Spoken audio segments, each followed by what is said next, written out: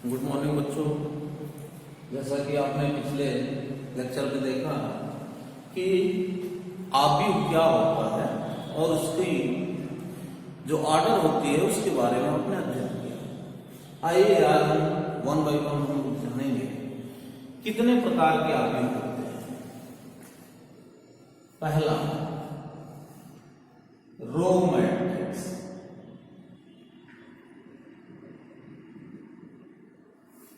पंक्ति आव्यूह। नाम से कुछ स्पष्ट हो रहा है, वह आव्यूह जिसमें केवल एक पंक्ति, उसे हम रो मैट्रिक्स कहते हैं। क्लियर? दो matrices who have only one row is called as row matrices. Example के तौर पे 1 2 0 1 2। इसी प्रकार से और भी ले लीजिए 3 4 5 6। क्लियर? तो इस प्रकार के जितने भी आव्यूह आपको मिलेंगे वे सभी पंक्ति आव्यूह कहलाएंगे। दूसरा,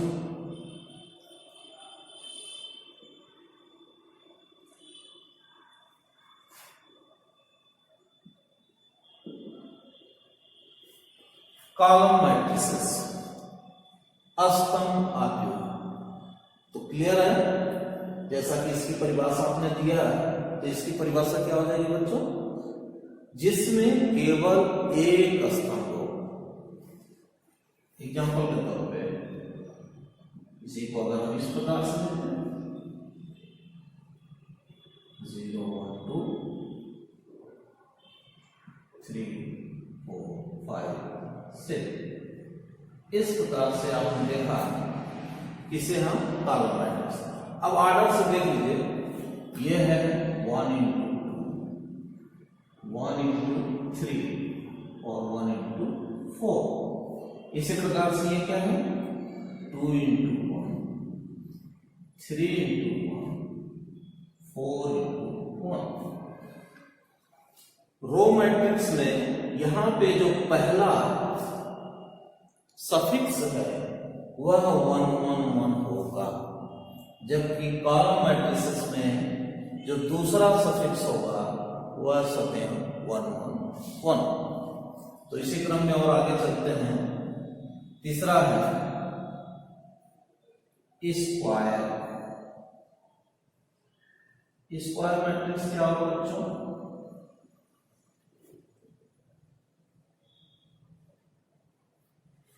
जब कभी भी किसी आव्यूह की पंक्ति और स्तंभ दोनों बराबर हो जाए, इक्वल हो जाए, सेम हो जाए, तो ऐसी अवस्था में उसे हम स्क्वायर मैट्रिक्स कहेंगे।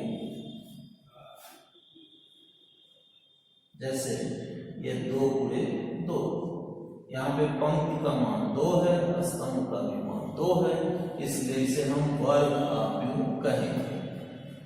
इसी प्रकार से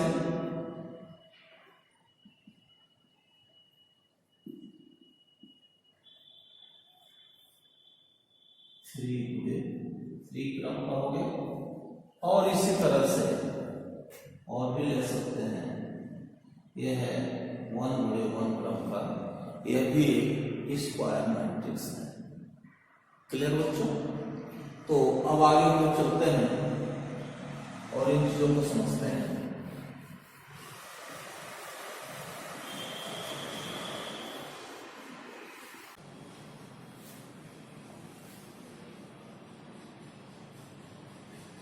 डायगोनल मैट्रिसेस, विकर्ण आव्यूह किसे कहेंगे?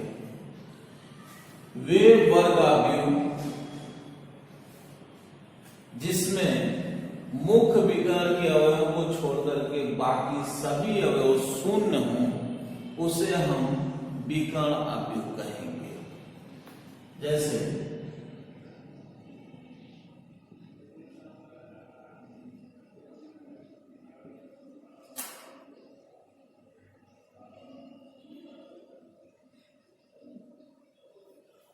ये सभी विकर्ण आव्यूह कहलाते हैं। मुख्य विकर्ण किसे कहते हैं? जैसा कि आप सारे में पढ़े होंगे कि पहले पंक्ति और पहले स्तंभ से स्टार्ट करते हुए अंतिम पंक्ति और अंतिम स्तंभ के एलिमेंट को आपस में मिलाएं तो एक रेखा बनेगी। इस रेखा के ऊपर जितने भी एलिमेंट मिलेंगे उसे हम मुख्य विकर्ण के एलिमेंट कहेंगे। ठीक है, तो यह भी और यह भी विकर्ण आव्यूह है। ध्यान रखें कि यह जो है वर्ग आव्यूह होना चाहिए।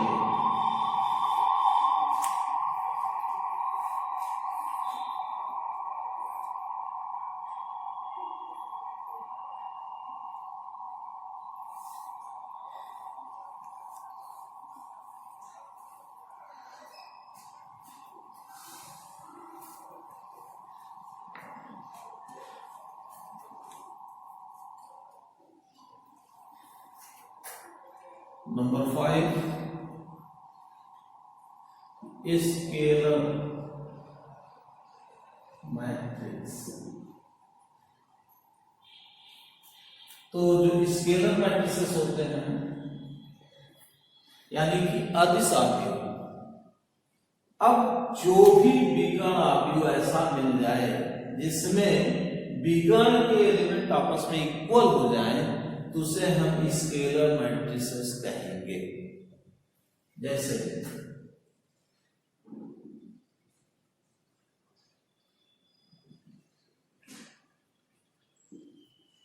इस प्रकार से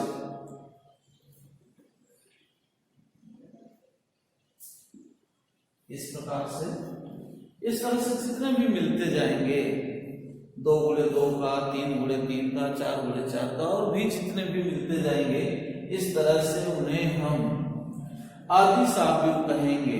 कब? जबकि मुख्य विकर्ण के अवयव क्या हों? आपस में बराबर। यानी अदिश आव्यूह होने के लिए पहली शर्त क्या होनी चाहिए? आव्यूह का वर्ग होना चाहिए। दूसरा, वह सिर्फ विकर्ण आव्यूह के रूप में हो। और तीसरा कि विकर्ण के एलिमेंट आपस में क्या हो? इक्वल।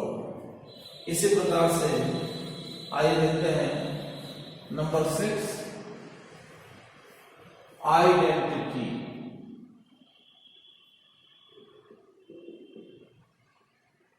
मैट्रिक्स। इकाई अथवा तत्समक आव्यूह। इकाई आव्यूह किसे कहेंगे? ये सारी चीजें अगर ऐसे ही चलते जाएं और एक शर्त और आ जाए कि अब केवल यहाँ पे इकाई एलिमेंट हो, 1 1 1 हो, तो ऐसे आव्यूहों को हम इकाई आव्यूह कहेंगे। जैसे 1x1 क्रम में ये है, इसी तरह से 2x2 क्रम का ये है,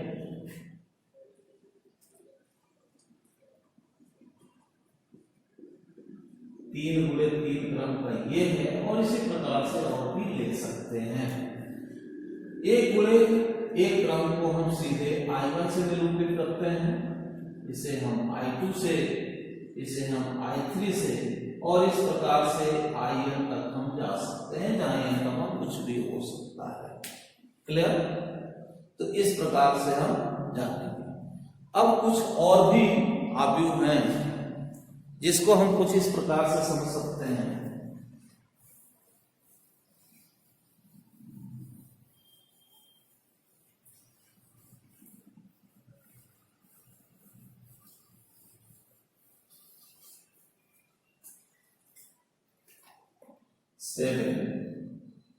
अपर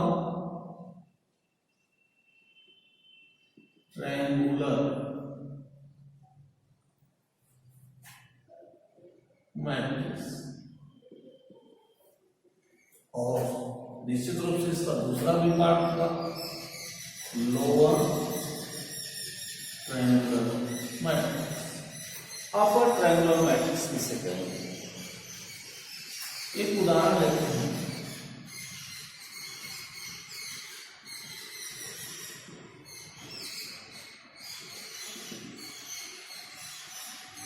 और इसको समझने की कोशिश करते हैं। इसी प्रकार से दूसरा भी ले लेते हैं।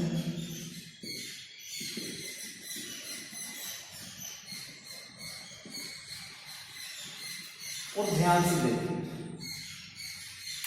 स्पष्ट है कि अगर ये मुख्य विकर्ण को हम देखते हैं यहाँ पे, तो मुख्य विकर्ण के नीचे के सभी एलिमेंट जीरो है, यानी जो भी एलिमेंट है वो किधर हैं, अपर साइड। जबकि यहाँ पे मुख्य विकर्ण के ऊपर के सभी एलिमेंट जीरो हैं, जिसे हम नीचे मिलेंगे आपके एलिमेंट, जिसे हम लोअर ट्रायंगुलर मैट्रिक्स कहेंगे, जबकि इसे हम अपर ट्रायंगुलर मैट्रिक्स कहेंगे, और दोनों को एक साथ हम ट्रायंगुलर मैट्रिक्स कहते हैं।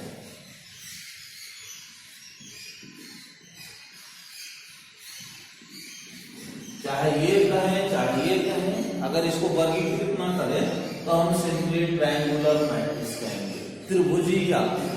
क्योंकि अगर आप देखें यहां से ऐसे मिलाने पर आपको एक त्रिभुज का निर्माण होगा, इसी तरह से यहां पर ऐसे मिलाएंगे तो यहां पे भी एक त्रिभुज का निर्माण हो जाएगा, जो लोअर की ओर है, और ये क्या है, ये अपर की ओर, इसलिए इनका नाम हुआ अपर ट्रायंगुलर मैट्रिक्स, और इसे कहते हैं लोअर ट्रायंगुलर मैट्रिक्स, और दोनों को एक साथ हम कहेंगे ट्रायंगुलर मैट्रिक्स। और 9 नल और 0 मैट्रिक्स।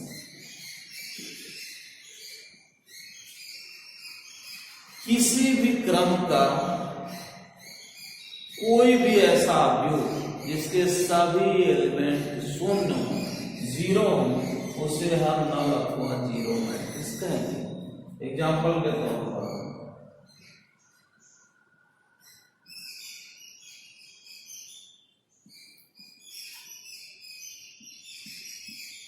इस प्रकार से बहुत सारे आप बना सकते उदाहरण, इसे हम नल और जीरो मैट्रिक्स कहेंगे। आपने देखा 1 by 1 करके, एक बार फिर से समझ लें। पहले आपने पढ़ा रो मैट्रिक्स जिसमें केवल एक पंक्ति हो, कॉलम मैट्रिक्स जिसमें केवल एक स्तंभ हो, स्क्वायर या वर्ग मैट्रिक्स जिसमें समान संख्या में पंक्ति और स्तंभ हो। इसके बाद आपने देखा डायगोनल मैट्रिक्स, वह वर्ग अवयव हो, यानी समान संख्या पंक्ति अवयव होने पर सिर्फ मुख्य विकर्ण के एलिमेंट हों, उसे आपने कहा डायगोनल मैट्रिक्स। मुख्य विकर्ण के अवयव यदि समान हो जाए तो उसे आपने कहा स्केलर, और वह समान होने के साथ साथ सिर्फ इकाई रहे, उसे आपने कहा आइडेंटिटी। अगर त्रिभुज का निर्माण हो रहा है और वह ऊपर की ओर खुले तो उसे कहेंगे अपर ट्रायंगुलर, और नीचे की ओर झुका है तो उसे हम कहेंगे लोअर ट्रायंगुलर, और लास्ट में आपने देखा नल। क्लियर? अब आइए बात करते हैं इनके ऑपरेशंस की, यानी अवयवों के ऊपर हम क्या क्या कार्य कर सकते हैं। तो जब सबसे पहला है एडिशन, इनको हम जोड़ सकते हैं। लेकिन अगर आपसे हम पूछें जैसे अवयव क्या है, एक व्यवस्था है, तो एक व्यवस्था के ऊपर दूसरी व्यवस्था को हम तभी जोड़ सकते हैं अथवा घटा सकते हैं जब व्यवस्थाएं एक जैसे रूप की हो। क्लियर? जैसे अगर आप चेयर की बात करें तो कई प्रकार के जैसे चेयर ले लेते हैं, एक स्टूल होता है, एक हत्थेदार होता है, एक बिना हत्थेदार होता है, और इनको कहे जोड़ दीजिए तो मुश्किल होगा थोड़ा सा जोड़ना, क्योंकि एक हत्थेदार है, एक स्टूल है, और एक, तो आप तो ऐसे काम करके बता सकते हैं कि यहाँ 3 चेयर है, लेकिन वो गलत है। तब तक जब तक कि या 3 हत्थेदार हो, 3 सिर्फ स्टूल हो, या 3 सिर्फ बिना हत्थे की कुर्सियां हो, तो निश्चित रूप से if Aij m plus n and B is equal to Bij m plus n, then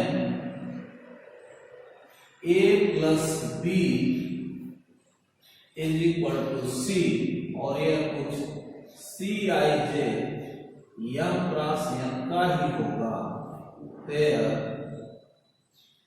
C I J is equal to A I J plus B I जे।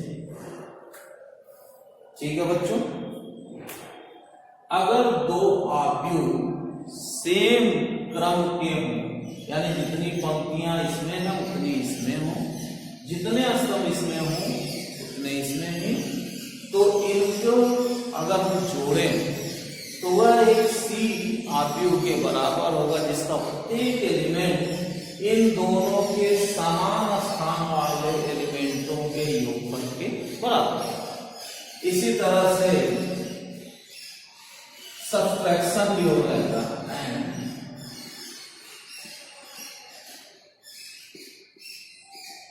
इनको हम घटा भी सकते हैं।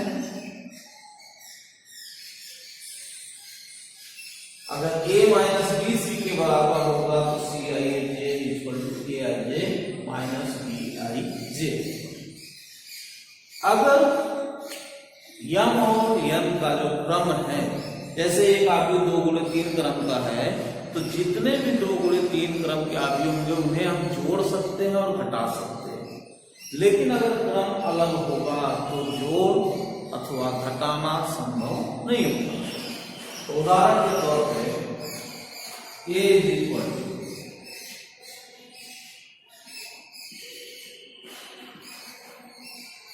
और b is equal to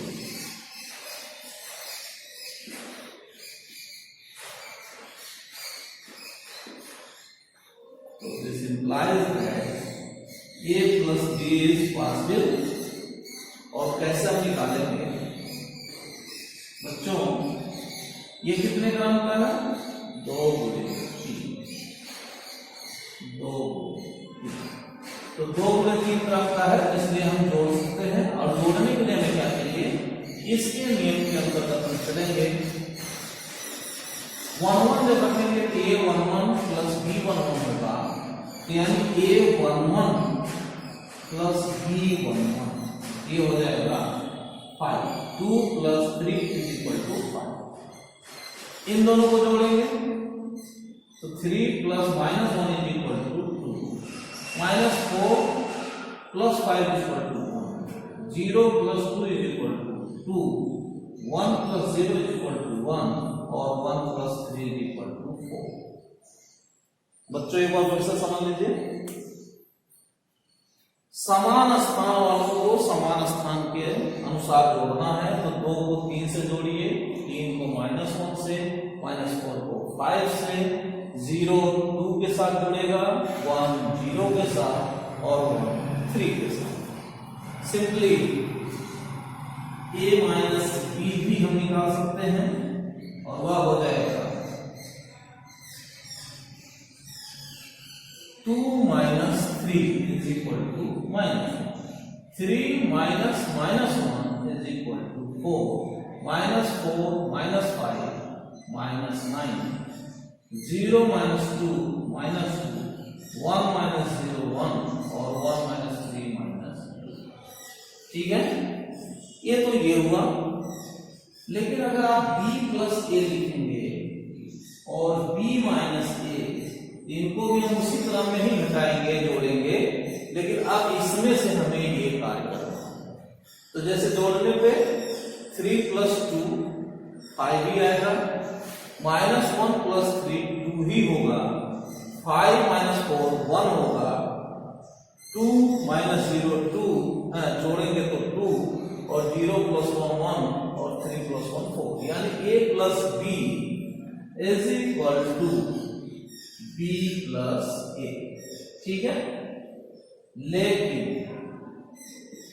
b minus a करेंगे तो यहां से 3 - 2 होगा, ये हो जाएगा 1 -1 -3 -4, 5 -4 प्लस 9, 2 - 0 2, 0 - 1 -1, और 3 - 1 2।